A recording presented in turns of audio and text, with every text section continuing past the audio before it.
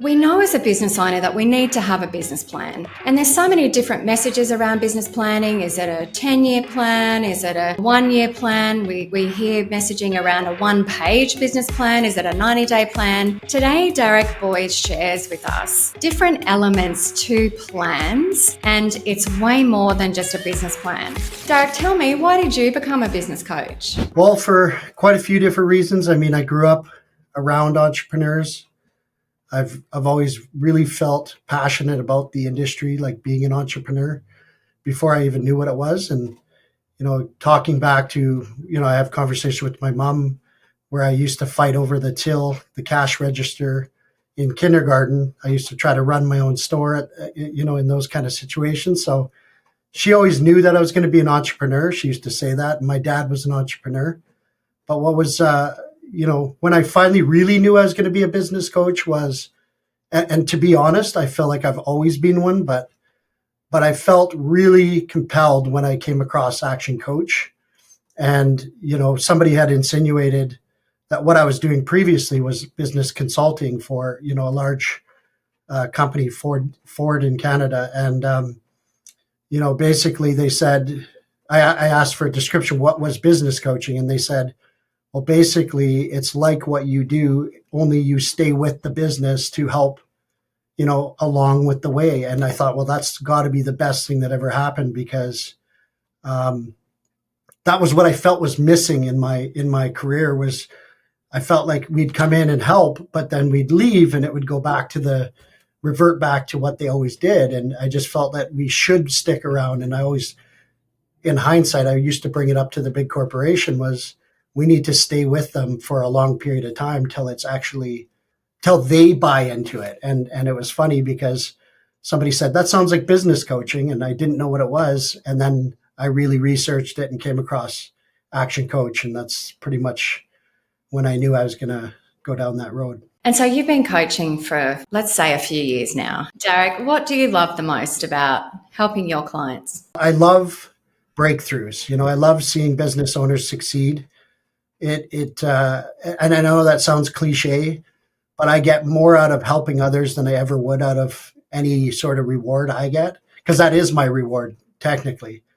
What I get out of it is I get to surround myself with people who are resilient, who are constant and never-ending improvement. So, in hindsight, I get a lot of value because I have to keep growing myself as well. And so I would say the biggest value I get is the value that they have by growing themselves, because I have to stay ahead of them. What do you recommend that for business owners? Where should they start? That is the hardest part to decide. What should the plan be? Really, I like to look at a plan very simply that, there's specific things that I find about a plan. Number one, most people don't follow a plan. Even though they have a plan, they don't often just narrowly follow the plan. So, I would say that if you're starting with a business plan, to have a 5-year plan is probably your best bet, because you're thinking further enough ahead that you can kind of start to position and picture what you'd want your business to be longer term. Now, obviously, the shorter that becomes, the more detail gets filled in there. So we don't have to limit ourselves to just a 5 or a 3 or a 1-year plan. I think all of it is great, and everybody has what works for them the best. But for me, I like to look long-term, mid-term, short-term, and really evaluate that. So I don't know that, specifically we should not have at least one of those. Give me some tips on how let's say you've got a plan, that's step one. What's the next step to help you stay on track and check in with that plan?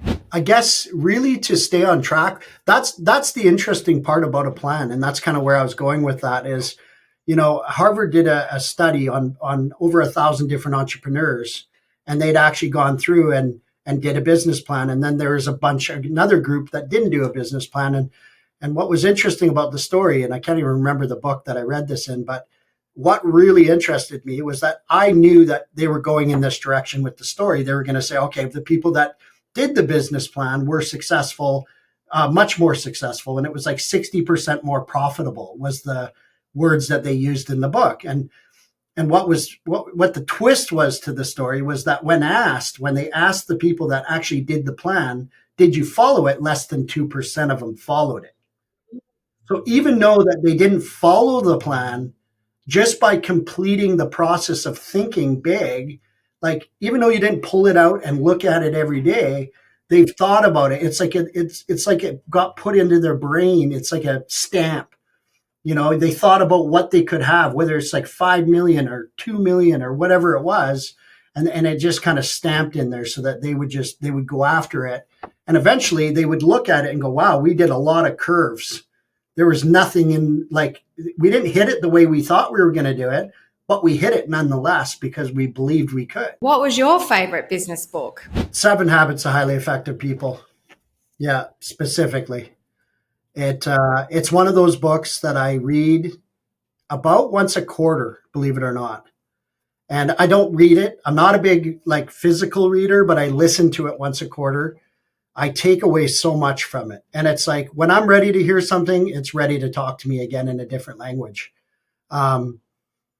Just so many good nuggets in that book, and just so many massive blinding flashes of the obvious is what I'd call it. What's the best piece of business advice that you've ever received? Going back to Jim Rohn, work harder on yourself than you do on your job.